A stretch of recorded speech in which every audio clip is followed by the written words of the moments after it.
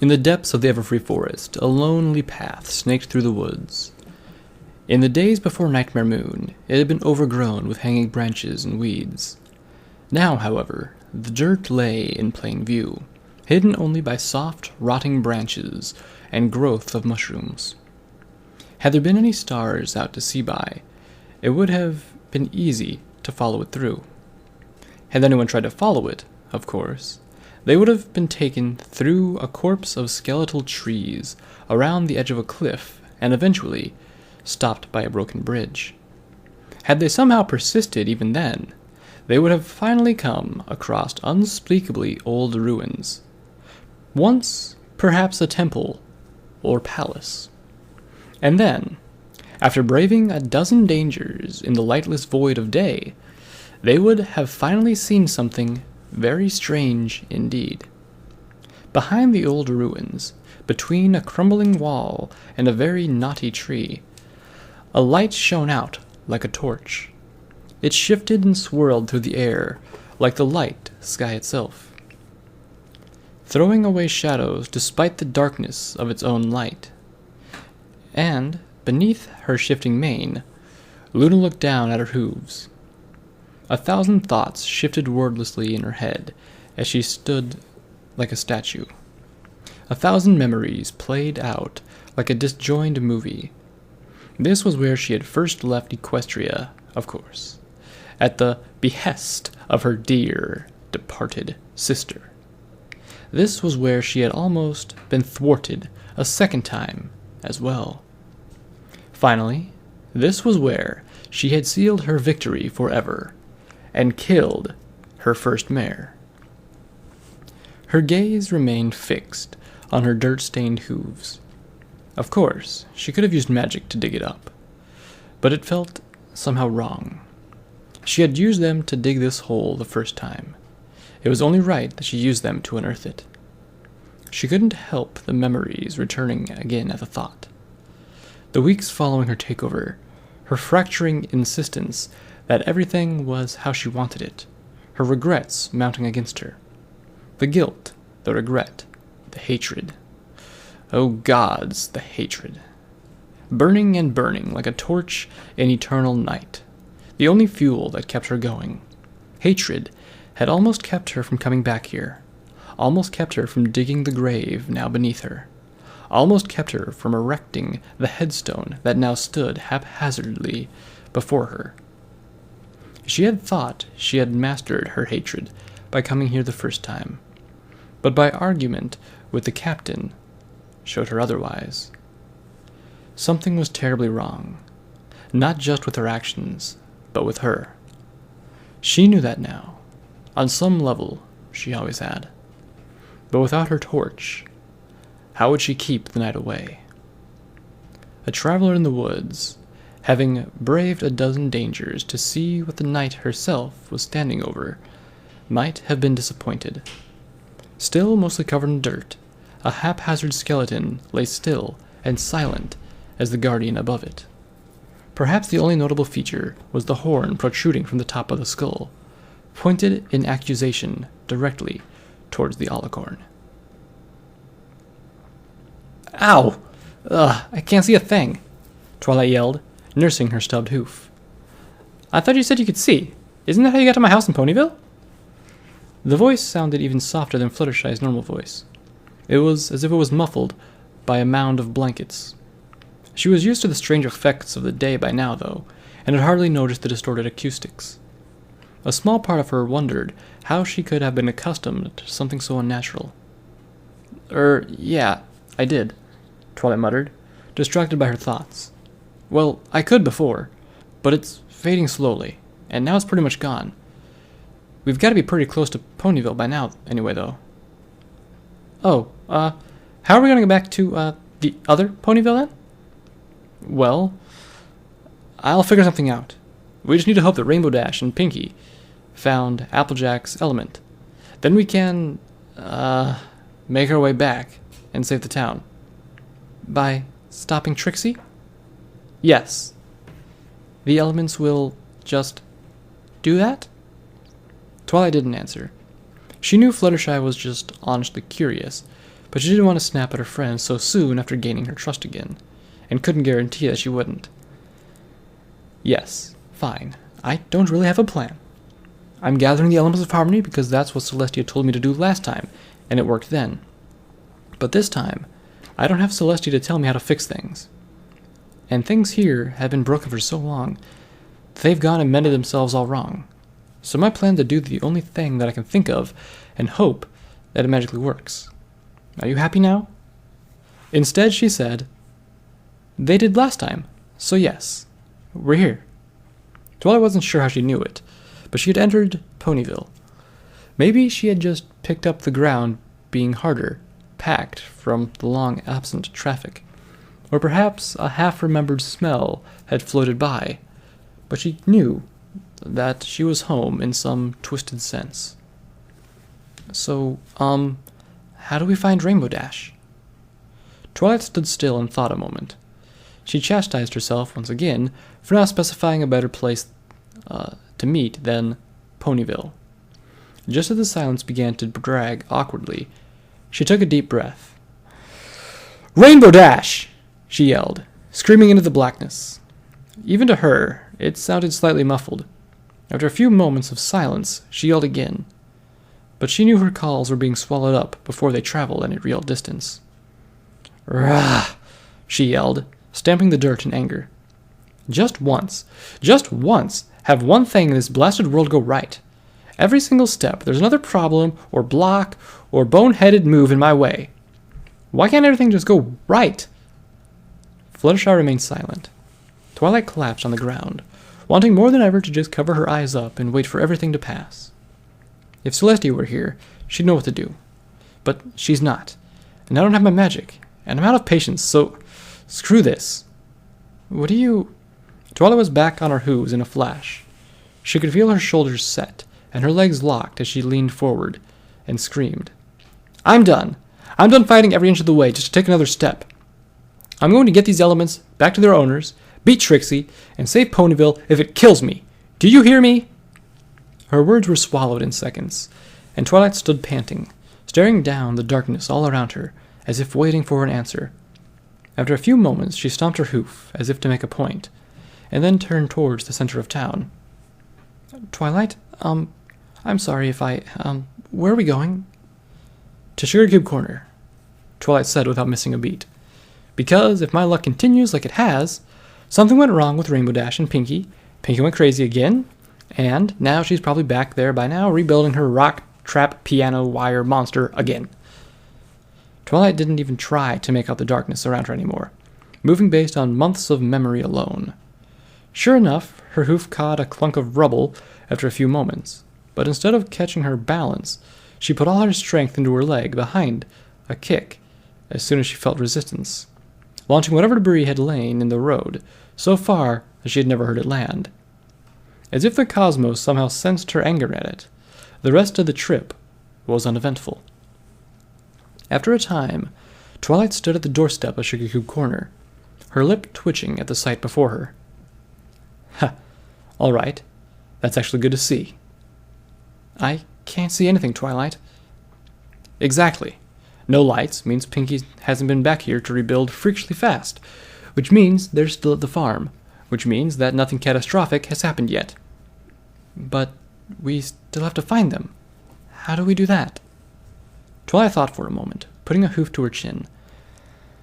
We don't have time to just sit here and wait for them, but we'll never find them in this darkness. Blah. She sat down with an unseen poof of dust, her jaw setting as she glared stubbornly at the darkness. Just once, a little guiding light would be helpful, she murmured, half hoping that her good luck at finding the stone deserted would hear her and send her another gift. On the horizon, dawn began to break. The captain beat her wings rhythmically, too lost in the action of flying to think. Something she instinctively knew she was glad of. Pushing the air around her, feeling it break before her like a wave as she cut through it, there was something deeply therapeutic in the act. Sonic rain booms were no stranger to her, of course, having performed her first as just a filly. She knew that in a disconnected way that her wings were burning, her body fueling itself mostly on adrenaline, shutting down everything not essential. Apparently worry was not essential, because she was smiling as she looked around, practically a passenger enjoying the flight in her own body. Everything was just so peaceful, and even the roar of the air crashing around her and whipping through her ears had become white noise after a time. In all directions, the world was lit up as she had never seen it in almost a year, a wave of rainbow pushing the blackness back in her wake. She blew the darkness away from the ground ahead of her, like wind blowing smoke, and she began to recognize the area she was flying over. A strong twinge in her autopilot functions told her that the ruins below her were important, and she contemplated stopping. She knew this was not her destination, though, so she did not worry. Worry took energy, and she needed her energy for flying. Even focusing took more energy than she could spare, so she let her mind drift away while her body churned and burned and pushed itself through the air like a missile. Twilight's jaw dropped slowly as dim orange light began to break over her, followed by red and blue, and a symphony of other colors driven wedge-like through the air by the speck above her. "What in the... Rainbow Dash?" Twilight muttered, dumbfounded, as she turned her head to watch the flying figure pass by her. But how... Wait, the captain? Realization struck her as her eye picked up movement from the ground. A few 100 meters away, in the direction of the farm, another rainbow streak lifted off towards the dark costumed blur in the center of the rainbow. From the ground, it seemed to happen in slow motion, and Twilight was afraid that Rainbow wouldn't be able to catch up to the speedy captain. But Dash had judged her trajectory well, and the two dots gradually collided. Twilight squinted, but she couldn't make out the details of exactly what was happening. The rainbow was still expanding, lighting up everything in sight as bright as day, but something was falling down from it. No, wait. Two somethings. "Dash!" Twilight yelled, running towards the falling duo. She kept her eyes to the sky as she ran through the ruins, trying to make out what was happening above her. The two Pegasi were entangled and falling, but not so fast as to be free-falling. Somewhat relieved, Twilight eased up her gallop as the two dropped out of sight beyond the ruins above her, reassured that her friend wouldn't be hurt in the fall.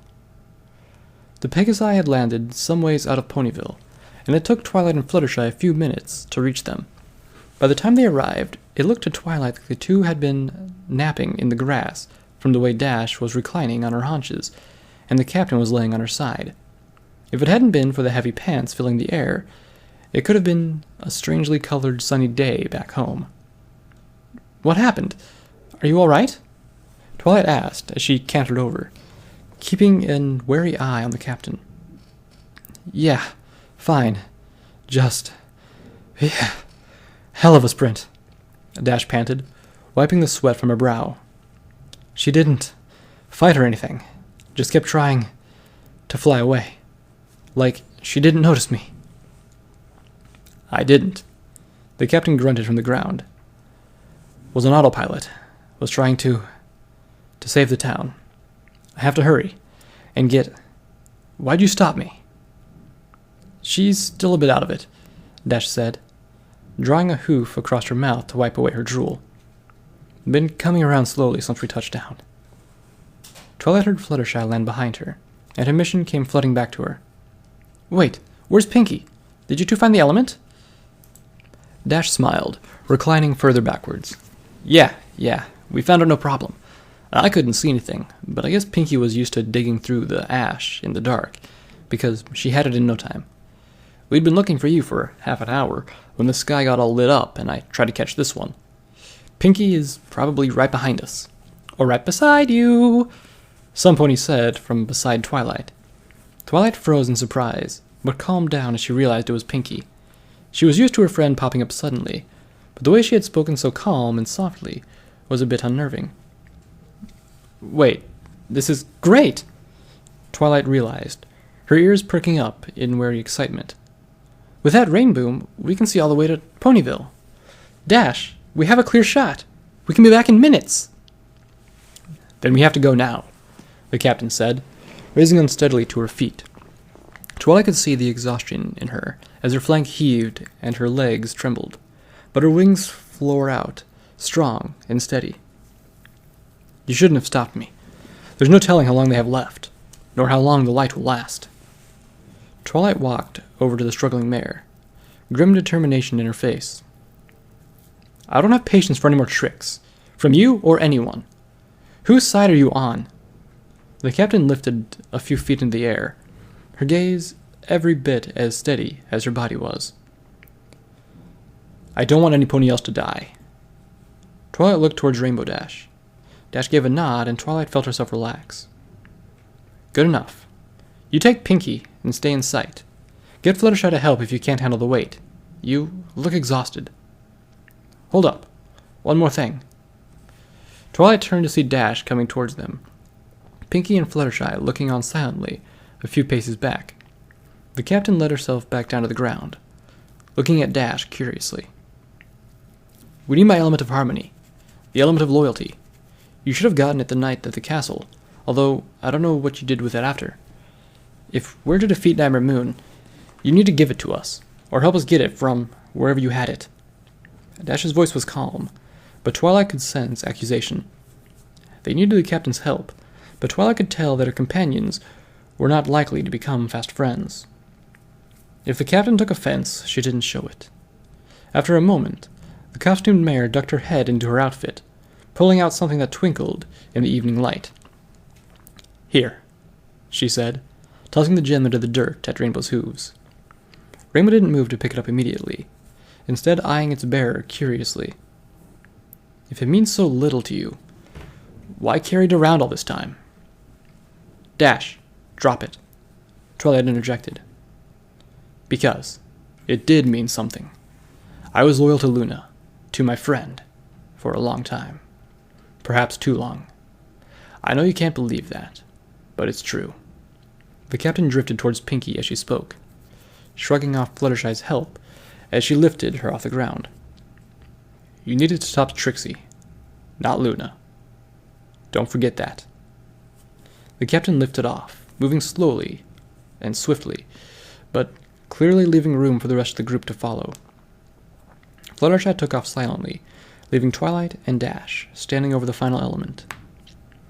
Any luster it once had was hidden by the dirt and dust of the dead earth. Red opened his eyes a crack, shielding them from the soft light around him. His body ached, more so in some places than others, but the soft bedsheets around him and the warm mattress beneath called for a return to sleep.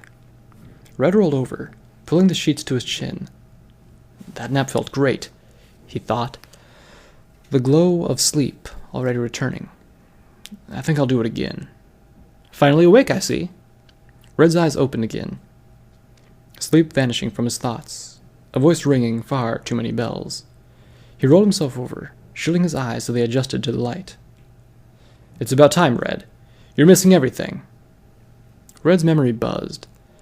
There had been something important. Was it still happening? The hay bowl. Come on, bro. Your team's waiting. The voice again. Red struggled to remember, but his mind was as fuzzy as his eyes. Some pony next to him, and Red extended a hoof, trying to touch whoever it was. Realization hit him as the dark spot swirled into focus in front of him, forming a shape of a lanky, black pony. Black? Red gasped, but the shape retreated. Brother, wait, but you... Red, wake up. You're missing everything. The voice was cheerful, but insistent. Just like that, he remembered. Red, your team. We need you. They're losing. Black, Red mumbled as he threw off the bedsheets. Where was he? I remember. You died. What are you doing here? The black pony took a step back into the light, enough so to illuminate the red checkered piece on his flank. Come on. Nothing has ever kept the Checkers brothers apart before. You're here now, and your team needs you. Red's memory flashed. The hay bowl. Shit. What time was it? Red jumped out of bed, standing before his brother in full hay-ball uniform. Hurry up, Red. Black stomped his hoof impatiently, turning towards the door. If you don't wake up, you're going to miss everything. Confusion floated to Red's head. But I'm already... Black turned back towards the door, his eyes full of cheer. Red, damn it, get up! I can hear you breathing, and we need you up here before they regroup. Had his voice changed? It sounded different, like someone else he knew. This wall isn't going to hold itself up. Black turned and vanished out the door, but Red couldn't move. Celestia, everything hurt all of a sudden. He groaned, collapsing back on the bed. He had to get moving. He had to get to the hay bowl. He had to wake up. Red opened his eyes for real, looking at an impassive face of Big Mac. Damn, he muttered. His chest hurt in ways not related to his injuries, and that was all he could think to say. Red sat up, his memory returning. He was laying in the same spot that he had fallen. He couldn't hear any more crashes, but cracks and booms resounded aplenty from behind the stone behemoth beside him. They pulled back just after you went down. Big Mac answered his unasked question. Red took his extended hoof and stood up, testing his weight for injuries. One of the stalactites got through. Their leader must have had enough of that, because they've got all their firepower focused above them now. Satisfied that nothing was immediately wrong with his body, Red turned his attention back to the wall. Not many ponies were left standing, but the wall held. How are the Pegasi doing? Big Mac didn't answer. Once Red saw his face, he didn't have to. Shit. What's the plan for the next wave? Same as before, Big Mac said. We buy the town time. If the resistance get here in time to save even one soul, then we... Actually, I don't think we're going to have to be so grim. The white unicorn mare stepped out from behind Big Mac, practically prancing to the center of attention. Pop, I thought I told you to stay back until your magic returned. You did, and I listened. Look! For a terrible moment, Red thought that the green light that shone across them was an incoming spell from beyond the wall. With realization dawned on him, he nearly choked. Your magic! Pop shook her head, a soft light from her horn following it, drawing lines in the air. Not just mine. Every pony's. The block wore off. We have a chance. Better than a chance, Big Mac added. Red couldn't remember the last time Big Mac smiled, but he remembered this one for the rest of his life. Then we can give our colts in the air some reprieve, Red asked. When Red didn't hear any answer, his heart sank. Mac, come on. I know you have something up your sleeve. Big Mac shook his head slowly. Screams continued to float on the air from behind the wall. The Pegasi have standing orders to retreat in this situation. If they're still up there, it's by their own choice. But that doesn't mean we shouldn't... Listen. If they aren't right on our doorstep, this won't work, and then more ponies will die. A lot more. Red glared for a moment. When you said we had a chance, I assumed you meant all of us. When did the Pegasi become expendable? We're all expendable. That's what we signed up for. You want to help them? Then make sure no pony crosses this bridge. If they make it to this side of town, then this was all in vain. Big Macintosh turned away in a huff, calling out over his shoulder. Pop, stay with me. Give the signal when I say so. I hope everyone's ready. In the dungeons below the battle, the past abandoned storerooms filled of shattered crates and barrels, Trixie screamed in rage. Where are you? She yelled at the empty jail cell. Its door blasted off its hinges. Down the hallway, both other cells stood similarly empty, and Trixie could find no trace of her quarry, nor any other area of confinement. She stood, trembling for a moment, her reason fighting with her disbelief for control of her mind. "Where else?" she murmured under her breath. Where else could they be holding her? The guardhouse? No. It was deserted. She began to pace back in front of the cell, the light from her horn making the shadows thrash around her. A secret room here? No, they're too crude and stupid. A small part of her upturned her nose at the lack of dungeon development, and her pacing was otherwise uninterrupted. The town hall? She must be there. It's the only place left. Maybe they brought her there to keep a closer eye on her. Trixie stopped pacing, but her frown betrayed her skepticism. She hadn't accounted for the possibility of the captain not being here, but it wouldn't be a problem. With her buffoon of a general was drawing all eyes towards himself, slipping into town would be easy enough.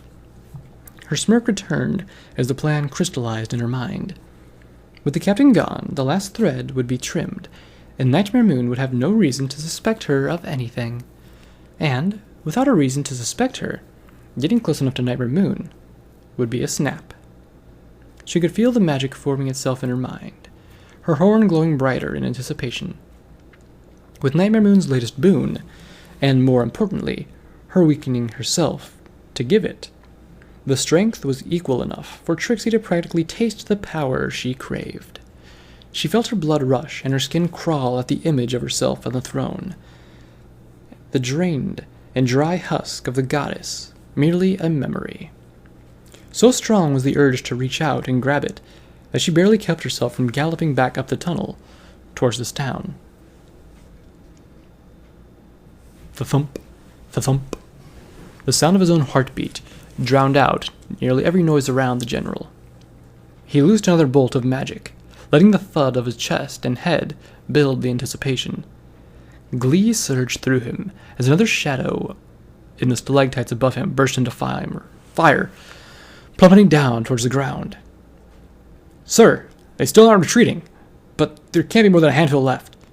Shall we return to the assault?" "No," the general snarled, barely letting his sergeant finish. "They've been a thorn in my side since our first step. Burn them from the skies, then char them again." The thump, the thump, the thump. With the shifting tide of the battle, the general's adrenaline had long since run out. But something else, something stronger, coursed through him now. Something popped softly in the shadows above his host. Another burning shape began sinking to the ground. His muscles tensed so much at the sight that they began to vibrate, his whole body seemingly frozen as his blood roared through his veins. He felt as if he could feel everything around him without even looking. Like the entire host of anger and death was reaching out to him, yearning for him to demolish his foes with a flick of his hoof. How easy it had all become with Trixie's gift. More like her payment, he thought, startling some small part of his mind. Repayment, after all I've done for her, all the bootlicking and beatings. Thump, the thump, the thump. "Enough!" the general yelled, making his sergeant jump. "They aren't dying quick enough. Back to the wall. Tear it down for good." The ponies around him barely hesitated before their training kicked in, and within moments their ranks were reformed and pointed back towards the bridge. The general could see fires flickering atop it, but more importantly, he could feel things to kill. "Sergeant," the general snarled, and every muscle protesting that he wasn't rushing headlong at the enemy. "Sir." The general opened his mouth, but caught himself before he spoke. His mouth opened and closed uselessly as his brow gradually unknotted and his scowl faded. "Sir?" "They have nothing left," he finally added, his voice carefully calm. "Advance with full shields until we are in range. Then have our colts pull that wall over. We've picked them off to less than a handful by now, and they've lost their air support. Even if they won't admit it, it's over for them." "Sir." Time seemed to crawl for the general. Something inside him screamed out in betrayal, demanding a headlong charge. He saw himself standing atop the wall, eyes aglow as the entire town galloped away in fear. He saw the bodies around him. His own troops mingled indiscriminately among the rest, as the entire town drowned in shadow and hate. The general shook his head, clearing the vision from his head. The sound of his heartbeat faded, leaving a splitting headache in its wake. Groaning slightly, he turned to follow his troops, hoping it would all be over soon. He walked briskly through his Colt's ranks, feeling the air tingle around him as the shields were pulled up, one more time, one by one. The mass approached the wall again, a soft thunk signaling that they had again entered throwing range for the defenders. The general glanced side to side at his troops, chins up and chest forward to the stallion. His own chest swelled up with pride as he took in the remnants of his forces. They might be Trixie's army, and they might have been disrespectful and snobbish to him in the past, but today they had all fought together. There was something familiar in that to the general, almost like having a friend again. "Colts," he said with a small smile, looking back to his men rather than towards the enemy. "Let's finish this and go home." The stomp of horseshoes on the dust, earthen floor, gradually silenced as the soldiers arrived at the wall. Every eye gleamed with the eagerness of victory and the promise of reprieve. The general grinned from ear to ear, unable to suppress some of his own eagerness at what was to come. The slaughter, the blood, the gore, the fire, the promise of home, Trixie's favor, maybe an early retirement. What the hell did Trixie do to me anyway? The electric buzz of stone colliding with the shield was constant, but substantially less than before their last assault. The soldiers advanced until they were a scanty 20 yards from the wall without problem. It wasn't until the general opened his mouth to give the order to attack that a solitary green flare shot into the air, whistling towards the ceiling. "Who the hell?" The general sneered, turning on his men. "Who attacked without order? We're not here to—" "Sir, it came from the other side. It wasn't us." The wheels turned in the general's head, the answer clicking in his mind just as the flare exploded in dazzling but harmless light. "Their magic is back." The general deadpanned. The flare faded, but the sky remained lit. The general wheeled on his sergeant, nearly headbutting him to the ground as he sneered at his face. "The unicorns! The earth pony on the wall! Pegasi on the ceiling! Where did they station their unicorns?" The sergeant sputtered, but didn't answer. The sky grew brighter. In the space of a second, a distant whistle became ear-splittingly loud as a green burst of something bright and painful plowed again into the ground where the sergeant had been, exploding a moment later into a burst that singed the general's face and flung gore in all directions. The air instantly became filled with screams. The rock beneath their feet shook with the force of explosions, but the general turned slowly, surveying the battlefield. Behind him, the guardhouse they had assumed was abandoned had lights in every window, horns shooting death onto the open battlefield below him. He knew his Colts would try to shift position, to keep up a shield between themselves and the new threat. But it was too late. They were too late. Another explosion rent the earth and stone beside him, showering him in debris and pain. He saw a Colt in front of him break ranks and run towards the exit, only to fall silently into the dirt when the rock caved his skull in. The panic had kicked up a dust cloud that now obscured all vision. Only dim lights and whistles heralded the death that rained on them from all sides. Hell had opened its maw and was swallowing his men, but the general could only stand and stare in the eye while carnage reigned around him. "It's over," he thought. Not yet. Something else thought back, expressing its meaning not in words, but in the blood and fire around him. Give up. Give in. His head was pounding. His blood felt like fire. Something intangible crawled up his back and seemed to seize his mind.